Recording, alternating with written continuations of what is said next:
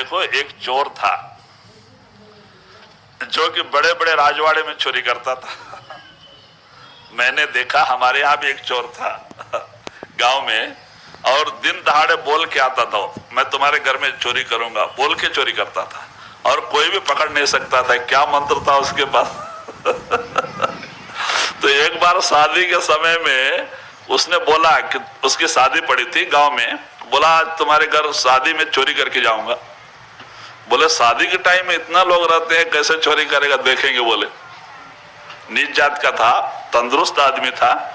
तो उसने देखो क्या किया, अभी जैसे हमारे यहाँ लोग औरतें पर्दे में रहती हैं, ये मुस्का डाल के रखती हैं, तो वो भी जो है साड़ी पहन के आ गया औरतों में।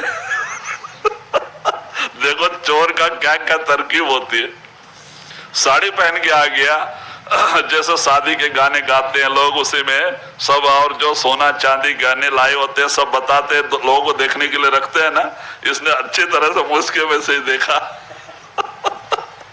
और ये देखने ये करने के बाद में औरतों के अंदर ही था, लेकिन किसी ने उसको पहचाना नहीं। और जैसे लोग थोड़ा सा शांत हुआ वातावरण, खाने पीने के लिए गए घर में छोड़ के, इसने तुरंत ये तोड़ा और गट्ठर बांध लिया, बगल में रख लिया, मुस्का डाल लिया, बाहर निकलने लगा। और कुछ दूर जाने के बाद कहता, देखा ना मैंने चोरी कर लिया।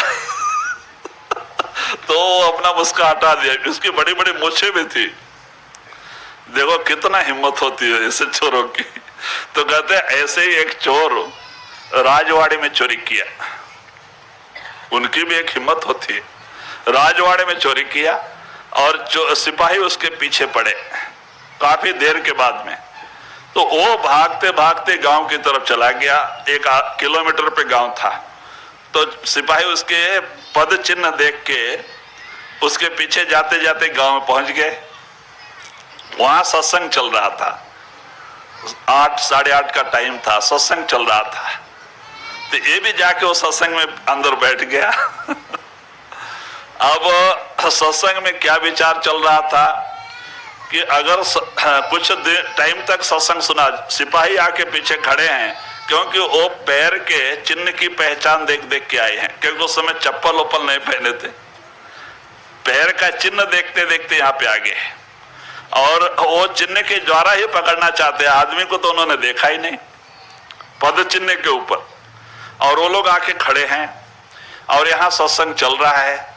सत्संग आधा घंटा तक उसने सुना, और उसमें महात्मा क्या कर रहे हैं, अगर कोई सत्संग में जाके सच्चा पश्चाताप कर लेता है कि हे मालिक, आज से जो कुछ मैंने गलती किया है वो सब मैं छोड़ देता हूं, मैं तेरी शरण में आता हूं, तो मुझे माफ कर दे। अगर जो सच्चे दिल से जो पश्चाताप करके माफी मांग लेता है, तो उसका नया जन्म हो जाता है, और उसके सारे पाप मालिक माफ कर देता है, उसका नया जन्म हो जाता है, बोल के महात्मा बोलते हैं। तो इसने सोचा कि मैंने क्यों ना माफी मांग लो, पुलिस मेरे पीछे पड़ी है। तो उसने भी सच्चे दिल से और पश्चाताप करके कि मालिक, मैंने बहुत चोरी की, बड़ा पाप किया, बड़ा लोगों का दिल दुखाया। उसको देखो ख्याल ही बदल गया सत्संग सुन के, आप मुझे इस दफा माफ कर दे, अपने जिंदगी में कभी भी ऐसा बुरा काम नहीं करूंगा, मुझे माफ कर दे, मैं तेरे शरण में आ रहा हूं, मुझे माफ कर दे। सच्चे दिल से उसने माफी मांगा पश्चाताप करके, और उसने अपने दिल में निश्चय कर लिया कि मेरा भी नया जन्म हो गया, दूसरा जन्म हो गया। और बाद में सत्संग खत्म हो गया। सत्संग खत्म होने के बाद जब लोग जाने लगे, तो सिपाही लोग सबके पद के चिन्ह देख रहे थे, और जैसे वो उसके पैर का चिन्ह देखते उसको पकड़ लिए। देखो पहले कितने जानकार लोग होते थे, पद के चिन्ह से ही पकड़ लिए, और उसको राजा के पास लेके गए। और वो भागते भागते जंगल में जो है धन को छिपा के आया था, रास्ते में ही खोद के गाड़ के भाग के आया था, क्योंकि पास में रहेगा तो पकड़े जाएंगे। गाड़ दिया था नीचे मट्टी में, और आके सत्संग बैठा था।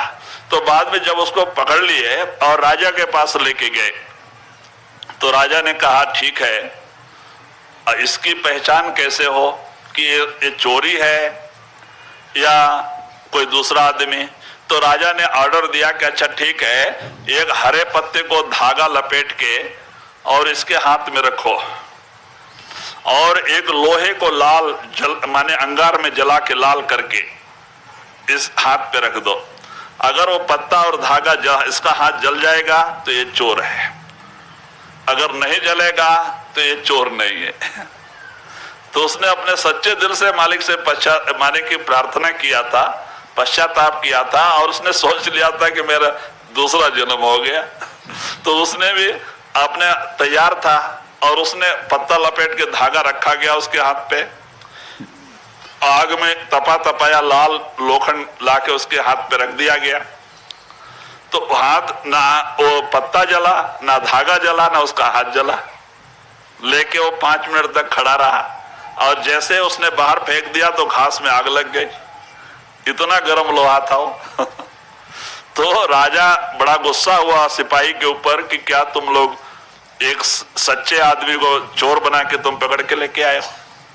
आज अगर हम उसको कोई शिक्षा दे देते थे कितना बड़ा गुनाह मेरे सर पे आता था, इसीलिए तुम लोग जो है कि शिक्षा देने के माने उसके लायक हो, तुम्हें दंड दिया जाएगा। तो चोर हाथ जोड़ के कहता है महाराज ऐसा मत करो, चोरी मैंने ही की है लेकिन इस जन्म में नहीं, पहले जन्म में। तो बड़े आश्चर्य में हो गया, भाई मैं सामान ला के देता हूं महाराज, इन बेचारों का कोई कसूर नहीं, छोड़ दो। तो बोले अच्छा ठीक है लेके आओ। सिपाही के साथ गया, जंगल में खोद के जहां धन गाड़ा था लाके राजा के सामने रख दिया। राजा को बड़ा आश्चर्य हो गया, चोरी भी किया, हाथ भी नहीं जला, कारण क्या है? तो भाई उस चोर से पूछते हैं कि अच्छा बता कि इतना गर्म लोखंड तेरे हाथ पे रखा गया, पत्ता भी नहीं जला, हाथ भी नहीं जला, कारण क्या है? तो वो कहता है कि महाराज मैं सत्संग में गया था, मुझे सत्संग में जाके बैठा था, मैंने सत्संग में सुना महात्मा ने कहा कि अगर जो सच्चे दिल से जाके वहां जो पश्चाताप कर लेता है और मालिक से प्रार्थना करता है कि मैं फिर आगे कभी गलती नहीं करूंगा, तो मालिक उसके सारे पाप माफ कर देते हैं और जो है कि उसका नया जन्म हो जाता है, तब से उसका नया जन्म हो जाता है। महात्मा ने कहा इसीलिए तब से मेरा नया जन्म हो गया।